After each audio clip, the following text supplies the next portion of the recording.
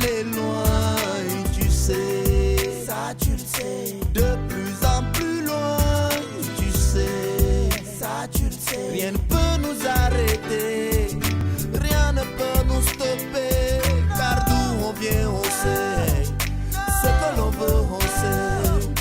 Oh, oh, oh, oh, oh. Ah, jeune Africain, vas-y lève les bras.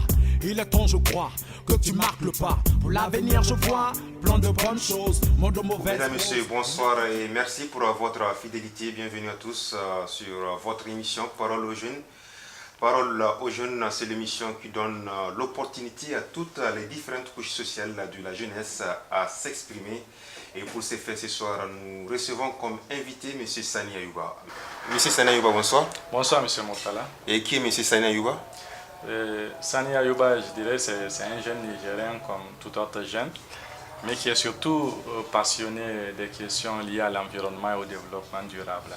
Je me vois plus comme un activiste de ces questions. Et de par ma formation aussi, j'ai un master en gestion des projets et un autre en communication. Donc combiné avec une passion, bon, une longue, je dirais, j'ai fait du scoutisme depuis le plus bas âge, donc ce qui m'a conduit progressivement vers la vie associative, où je peux dire que j'ai assez de recul dans la vie associative en tant que jeune engagé, jeune activiste de plusieurs questions. Et comment est-ce que vous êtes arrivé donc, dans l'environnement? L'environnement, je dirais, c'est vraiment partant du scoutisme, le mouvement du scoutisme qui est une école de la vie, qui est le plus ancien mouvement de jeunesse de par le monde créé depuis 1907. Donc, à l'école primaire à Gamkale, nous avons adhéré à ces mouvements à travers la création de notre groupe scout au sein de l'école. Et depuis lors, à travers les activités du scout, nous participons à des camps chantiers de reboisement, à des camps soit au Niger ou à l'extérieur du pays, dans d'autres pays, où les jeunes sont réunis durant la période des vacances pour mener vraiment beaucoup d'actions d'utilité publique. Et surtout des actions en lien avec la salubrité, l'hygiène, l'assainissement, en lien avec la plantation des arbres, en lien avec des actions de solidarité avec d'autres communautés affectées par certains drames ou par des calamités. Donc ceci nous a poussé ou bien nous a aidé puisqu'on avait grandi avec ça dans l'esprit jusqu'à plus tard en 2009 où nous avons créé cette association avec d'autres jeunes également que nous avons rencontrés dans le cadre du scoutisme où avec vraiment un focus sur l'environnement, la préservation de l'environnement, la protection de l'environnement et surtout comment orienter ou engager les jeunes et les femmes à être des activistes, à être des éco-citoyens pour que notre pays soit un pays vraiment vert, un pays où les jeunes et les femmes contribuent à ce que l'environnement soit favorable. Bon, comment se porte alors la question environnementale ici au Niger? Très bien, parce que vous savez, au Niger, dès qu'on parle du Niger, partout en termes de présentation géographique d'abord, on parle des pays sahéliens, on parle des pays sahariens, et la question de l'environnement se pose avec acuité. Aujourd'hui, le contexte lié au changement climatique fait en sorte que s'il fait chaud, il fait très chaud. Si c'est la saison des pluies, soit elle est en abondance, soit elle n'est pas en abondance. Les pluies sont rares ou bien souvent elles sont mal réparties. On a des cas d'inondation. On a beaucoup de situations qui nous amènent à dire que l'environnement mérite une attention particulière. On se dit aussi, quand on regarde rien que les cours d'eau, aujourd'hui, le fleuve Niger qu'on a, aujourd'hui en cette période, vous voyez comment le fleuve est pollué par beaucoup de choses, le fleuve est aussi ensablé. Donc c'est des questions majeures pour lesquelles nous pensons qu'il faut une mobilisation à la hauteur de la problématique. Et également, pour moi, je dirais que la question de l'environnement est également une priorité, une opportunité pour les Niger. Aujourd'hui, parce que nous suivons, comme je le disais, nous suivons les questions internationales sur les changements climatiques, où il y a beaucoup de fonds qui sont prévus ou bien qui sont en train d'être donnés par les pays polières pour aider les pays qui ne polluent pas à faire face au choc climatique, à faire face, à renforcer leur résilience ou à aider les communautés à s'adapter. Il y a beaucoup de fonds dans ce sens. Et le Niger étant un pays très vulnérable, un pays impacté par tous ces phénomènes, doit mobiliser en tout cas ses ressources intellectuelles pour élaborer des programmes et projets qui peuvent permettre d'orienter ces fonds vers le Niger et que les Nigériens puissent en profiter pour renforcer davantage notre résilience. Justement, dans le cadre de la lutte que vous menez, dans le cadre du maintien de l'environnement. Est-ce que vous avez quelques accompagnements quelconques venant des partenaires des ONG ou même de l'État nigérien? Vous savez, comme je l'ai dit, nous percevons ces questions comme des questions multi-acteurs. Aujourd'hui, il y a plusieurs partenaires, que ce soit les partenaires étatiques ou les partenaires non étatiques, qui se mobilisent pour concrétiser ou réaliser des projets d'envergure nationale ou d'envergure soit régionale ou locale pour que l'environnement, pour améliorer en tout cas les conditions de vie des communautés. Et de cela, nous pensons, nous ici, Jeunes Volontaires pour l'Environnement, nous travaillons depuis un certain temps avec les ministères en charge de ces questions, c'est-à-dire le ministère en charge de la question de l'environnement et du développement durable, le ministère en charge de la jeunesse, parce que notre cible aussi étant jeune, c'est surtout les jeunes. Et également, en dehors de ça, il y a des agences onusiennes qui nous appuient souvent, telles que l'UNICEF par exemple. Et il y a également au niveau des ambassades, parce que vous savez, il y a plusieurs agences de développement, USAID, AFD et tout ça, et des ambassades telles que l'ambassade des États-Unis et l'ambassade de France qui, à travers des fonds dédiés à la société civile ou aux acteurs non étatiques, souvent accompagnent nos interventions. Nous avons aussi des relations avec des institutions de recherche telles que l'IRD et l'Agrimet qui nous aident aussi à mieux comprendre ces phénomènes d'un point de vue scientifique et d'un point de vue théorique ou même d'un point de vue pratique parce que le 22 avril dernier, nous avons célébré la journée mondiale de la Terre au sein de l'Agrimet, au sein du jardin agro-botanique où nous avons aidé à reconstituer le jardin avec des espèces en voie de disparition. Ouais. Donc tout ça, c'est des efforts que nous essayons de faire, mais nous savons que nous ne pouvons pas les faire seuls. Il faudrait que nous essayions de joindre nos forces à ceux qui font déjà des efforts dans ce sens et aussi à mobiliser les autres pour qu'ils se joignent à nous.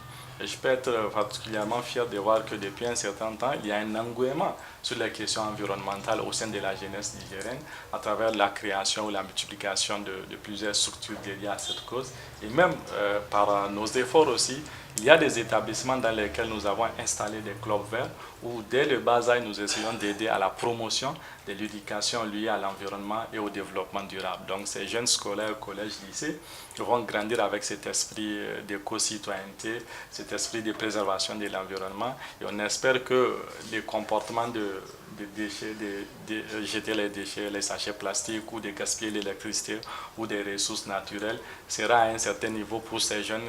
Ils auront compris et quand ils prendront des décisions ou bien quand ils devront faire face à ce genre d'actes, ils sauront faire les gestes qu'il faut pour dire que nous devons penser toujours à l'environnement avant de poser tout acte que ce soit.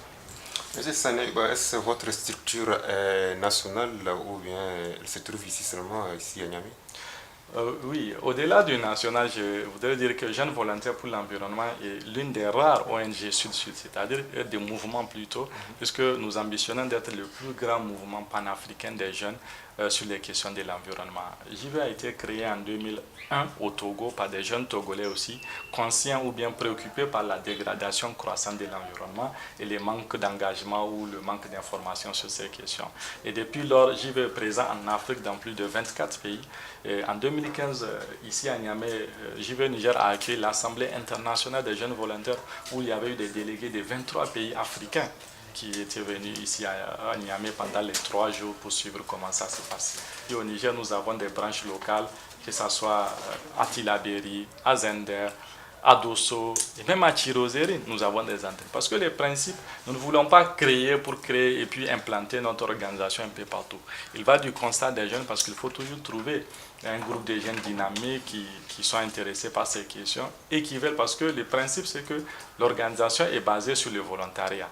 Donc les actions que nous faisons, il faut que les gens se l'approprient, que les gens s'engagent de façon bénévole, de façon volontaire, à apporter quelque chose. Et nous, au niveau de l'organisation, on les accompagne de façon technique, à travers de l'information, à travers des formations, à travers des renforcements des capacités, pour qu'ensemble on puisse trouver vraiment un mouvement, on puisse créer ou aider à consolider un mouvement des jeunes actifs sur ces questions de préservation de l'environnement, qu'aujourd'hui les jeunes ne vont plus attendre les 3 août pour planter des arbres, qu'aujourd'hui les jeunes ne vont plus attendre la mairie ou la municipalité pour améliorer un peu leur cadre de vie, faire des salubrités ou bien gérer les déchets. voyez un peu? Donc nous voudrons qu'il y ait que ces préoccupations-là soient bien comprises et prises en compte d'une manière réflexe, quoi. Que les gens puissent se dire non, je dois bien nettoyer, je dois gérer mes déchets, je dois trier s'il le faut trier, si on arrive à ce niveau c'est tant mieux, qu'on ne puisse pas avoir des dépotoirs sauvages un peu partout, que quand il y a de l'information météorologique, que les agriculteurs, les paysans puissent mieux comprendre cela. Parce qu'au-delà des jeunes, ce que nous faisons, nous partons au sein des communautés, faire des débats communautaires, rencontrer ces communautés et les écouter. Vous voyez, l'année dernière, par exemple, on était à Sokorbe, à Tondikiwindi, à Dogonkiria, à la rencontre des communautés qui font face ou bien qui vivent les effets du changement climatique pour essayer de mieux les comprendre, de mieux les aider à comprendre ces phénomènes, de mieux les aider à orienter des actions résilientes face au changement climatique. Et également, il y a des questions sur lesquelles nous accompagnons également les communautés, que par exemple la question du barrage de Kandaji, où des communautés ont été déplacées. Et bon, voilà, nous essayons de les aider à comprendre un peu comment ça se passe et puis comment les aider aussi à mieux renforcer leur nouveau cadre de vie. Et quand vous regardez même la question du fleuve qui est ensablé, c'est des questions sur lesquelles nous essayons d'apporter notre concours en rehaussant, par exemple, la visibilité autour du danger, en parlant de ça un peu partout pour que ça soit que les gens puissent avoir ça à l'esprit et se dire que nous devons faire quelque chose pour sauver ce fleuve. Donc voilà, entre autres, les actions que nous faisons. Et depuis un certain temps aussi, nous participons ou organisons des camps chantiers de reboisement un peu partout à l'intérieur du pays pour planter des arbres, aider à entretenir ces arbres, créer des forêts, des bosquets ou bien des bois. Voilà, M. Sanayouba, dans la vie de toute association, on sait qu'il y a des hauts et des bas. Ici, donc, au niveau de votre jeune association, quelles sont entre autres les difficultés que vous rencontrez souvent? Les difficultés, ça ne manque pas dans toute organisation, même les organisations internationales font face à des difficultés. Mais pour nous, en tant que structure de jeunesse active sur ces questions de l'environnement, la première des choses, c'est d'abord la question financière. Aujourd'hui, il y a peu de partenaires qui arrivent à faire confiance aux jeunes pour les accompagner financièrement, pour réaliser des grands projets ou des programmes même de 2 ans, 5 ans, 3 ans. Donc ce qui fait que la plupart de nos interventions souvent sont assez ponctuelles ou juste des actions d'une semaine. Rares sont, je pense que l'année dernière, on avait fait un projet d'1 année, mais tout cela parce que les partenaires pensent que quand on est jeune, on a peu d'expérience. Quand on est jeune, on n'est pas trop sérieux. Quand on est jeune également, on n'a pas assez de crédibilité pour prétendre à certaines subventions ou à réaliser certaines choses. Et moi, je pense que la question n'est pas liée à l'âge. La question, c'est lié à l'ambition, à la motivation, à la passion que les gens mettent pour faire ce qu'ils arrivent à faire. Aujourd'hui, ici, aux États-Unis, par exemple, parce que moi, j'ai eu la chance d'être dans le programme de Obama, le programme YALI, où c'est un président de ce genre des États-Unis qui réunit des jeunes Africains, des jeunes pour leur dire que lui, il a confiance en eux. Je pense que ça voudrait dire beaucoup de choses pour nos dirigeants. Et de l'autre côté aussi, en termes de difficultés, on peut ajouter également la difficulté technique. C'est vrai que c'est des questions assez sensibles, des questions souvent très techniques où il faut des spécialités. Et souvent, on est confronté à un problème d'accès à l'information. Il y a des questions sur lesquelles soit on vous dit que l'information elle est payante, soit on vous dit aussi que vous n'êtes pas habilité à recevoir telle ou telle information. Alors que c'est des questions, c'est des informations d'ordre social, d'ordre environnemental, d'ordre de développement. Je pense que tout acteur qui aspire ou bien qui est là pour contribuer au développement mérite d'avoir accès à certaines données, à certaines informations qui peuvent lui permettre de mieux orienter ses interventions. Parce que souvent, quand tu n'as pas l'information, tu peux répéter. Ce qui fait que souvent, au Niger, quand vous regardez les interventions de plusieurs acteurs, soit étatiques ou non étatiques, il y a toujours des doublons. Les gens sont là à refaire la roue, à reprendre les mêmes activités, parce que tout simplement, il y a peu de coordination, il y a peu de synergie et peu de communication. Donc nous c'est pourquoi, depuis qu'on est sur ce processus, on essaie de mobiliser d'autres structures de jeunesse qui font la même chose que nous, ensemble pour qu'on puisse commencer déjà à apprendre à nous connaître et apprendre à travailler ensemble. Donc depuis maintenant, c'est la 3e année, on organise un forum dédié au changement climatique au Niger, où bien que nous soyons des pionniers, nous faisons appel à beaucoup de structures de jeunesse qui œuvrent pour l'environnement, pour qu'ensemble on puisse l'organiser. Parce qu'on pense on est convaincu d'ailleurs, c'est pas qu'on pense, que c'est en travaillant ensemble qu'on va apprendre à se connaître, qu'on va apprendre à se faire confiance et qu'on peut également avoir plus d'impact. Parce que l'objectif général, c'est de contribuer au développement de notre pays, c'est d'aider nos communautés à sortir de la pauvreté extrême, c'est d'aider notre pays à être un pays assez résilient face au choc climatique. Donc je pense que chacun a son rôle à jouer et qu'il n'y a pas d'égoïsme dedans. Et que également, ce n'est pas le fait qu'on partage un peu de notre lumière ou bien parce qu'on a un peu de lumière sur nous qu'on veut faire en sorte que si les autres ont aussi la lumière, ça va impacter notre lumière. Je pense que pour nous, chacun peut apporter quelque chose et que chaque contribution compte. Donc je pense que nous devons en tant que Nigériens avoir ces nouveautés, cet esprit-là, de comprendre que tout ce qu'on fait c'est pour le Niger et on doit faire en sorte que les choses qu'on voudrait faire pour le Niger soient des choses de qualité, soient des choses qui vont contribuer vraiment ou inlassablement au développement de notre pays. Donc nous, c'est avec cet esprit-là qu'on essaie de mobiliser les gens, qu'on essaie aussi de prêcher par l'exemple, comme on le dit. On ne voudrait pas juste parler, parce qu'aujourd'hui, il y a plusieurs questions sur lesquelles au Niger, il y a peu de modèles. Donc nous souhaiterions qu'il y ait des modèles au sein de la jeunesse nigérienne par rapport à plusieurs thématiques, pas seulement sur les questions environnementales, mais sur toutes les questions. Parce que ailleurs, quand tu voyages, ailleurs, quand tu pars, tu vas voir des jeunes qui se positionnent sur toutes les thématiques. Des jeunes, on développe leur expertise sur ça. Donc nous voudrons aussi que la jeunesse nigérienne soit une jeunesse assez expérimentée, une jeunesse assez avertie sur les préoccupations liées au développement, une jeunesse qui s'engage, une jeunesse qui est très ambitieuse. Parce que récemment, j'ai échangé avec des personnalités qui disent qu'elles trouvent que la jeunesse n'est pas ambitieuse au Niger et que les gens ne rêvent pas beaucoup. Les gens restent toujours se lamenter par rapport à certaines choses.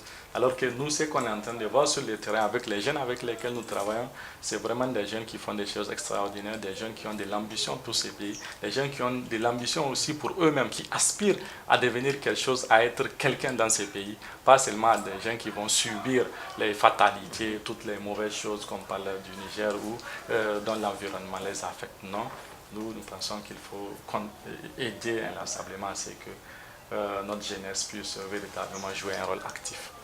M. Sani, la dernière question. Oui. Et qu'est-ce que vous aimez sur cette terre et qu'est-ce que vous n'aimez pas également? Comment individuellement? Oui. Non, moi, tout ce que je n'aime pas, c'est le manque de reconnaissance. Aujourd'hui, si on travaille, il faut reconnaître les mérites des uns et des autres. Il faut aider à ce que chacun puisse se sentir à l'aise et ne pas être hypocrite. Donc, reconnaître que quelqu'un a fait quelque chose, il faut lui reconnaître ça et les remercier ou bien saluer l'effort des uns et des autres. Ça, c'est vraiment ça pour moi qui est important dans la vie. Donc, j'aime pas les gens qui ne sont pas reconnaissants par rapport à ce que la vie les offre, par rapport à ce que quelqu'un le fait, quelqu'un les aide à accomplir des choses comme ça. Donc, voilà un peu. J'aime beaucoup les gens qui sont ambitieux, les gens qui cherchent toujours à apprendre, parce qu'on ne finit jamais d'apprendre. Et je pense que c'est en sachant ou bien en ayant acquis des connaissances qu'on peut véritablement aider soi-même d'abord, aider sa communauté, aider les autres. Donc si on ne sait rien par contre, ou bien on ne s'efforce pas d'apprendre, on ne peut rien faire de grand. Et je pense qu'il est grand temps que la jeunesse nigérienne pense à faire des choses grandioses. Merci M. Sani. Je vous en prie, le plaisir pour moi. Aller loin, tu sais, ça tu le sais, de plus en plus loin, tu sais, ça tu le sais. Rien ne peut nous arrêter, rien ne peut nous stopper, car d'où on vient on sait, ce que l'on veut on sait. Oh, oh, oh, oh, oh. Un jeune Africain, vas-y lève les bras. Il est temps je crois que tu marques le pas. Pour l'avenir je vois plein de bonnes choses, monde de mauvaises roses, une attitude morose.